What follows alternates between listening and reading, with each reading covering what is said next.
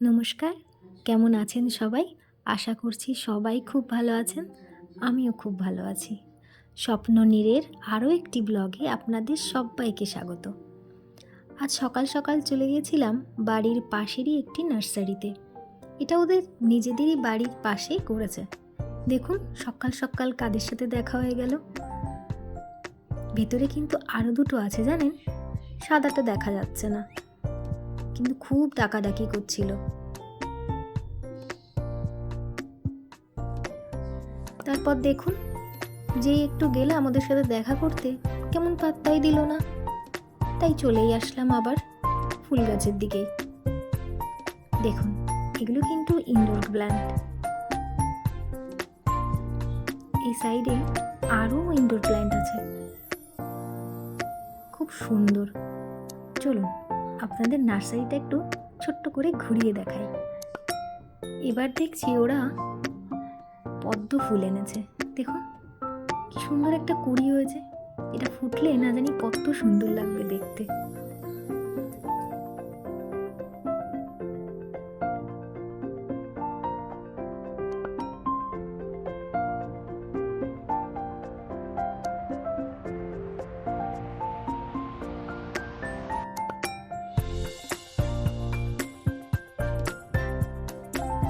দেখুন এই কাঠগোলাপ গাছটা কত সুন্দর না। এই পাশে কিছু পিটুনিয়া আর ডালিয়া আছে, পাশে গোলাপ আছে, আরো অনেক কিছু।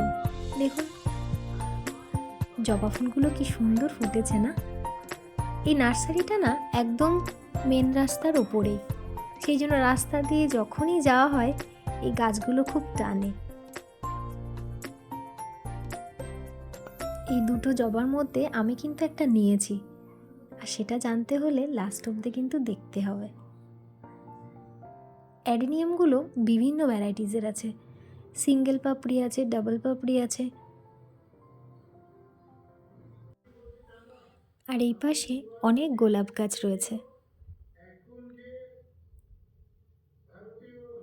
দেখুন বেড়ার উপরে ছোট ছোট লাইটগুলো দেওয়াতে রাতে কিন্তু বেশ লাগে দেখতে। চলুন এবার গাছগুলো লাগিয়ে নিই। প্রথমে 10 ইঞ্চি একটি মাটির টবে ছোট ভাঙা টবের টুকরো দিয়ে নিয়েছি, আর দিয়েছি নিম খোলের গুঁড়ো যাতে পোকা না হয়। আর মাটিতে শিংকুচি, হাড় গুঁড়ো আর তার সাথে একটু ফাঙ্গিসাইড দিয়ে মাটিটাকে বেশ কিছুদিন আগে রেডি করে রেখেছিলাম।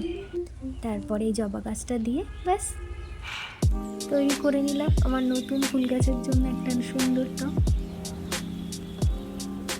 এই তো এই গাছগুলোই আমি নিয়েছিলাম। বলুন কেমন হয়েছে গাছগুলো? এই জবাটাই আমি নিয়েছিলাম। আজ তাহলে আসি, আবার দেখা হবে অন্য কোনো ব্লগে। ততক্ষণের জন্য ভালো থাকবেন, সুস্থ থাকবেন আর সবাইকে ভালো রাখবেন। ভিডিওটি যদি ভালো লেগে থাকে একটি লাইক, কমেন্ট, শেয়ার করে দেবেন।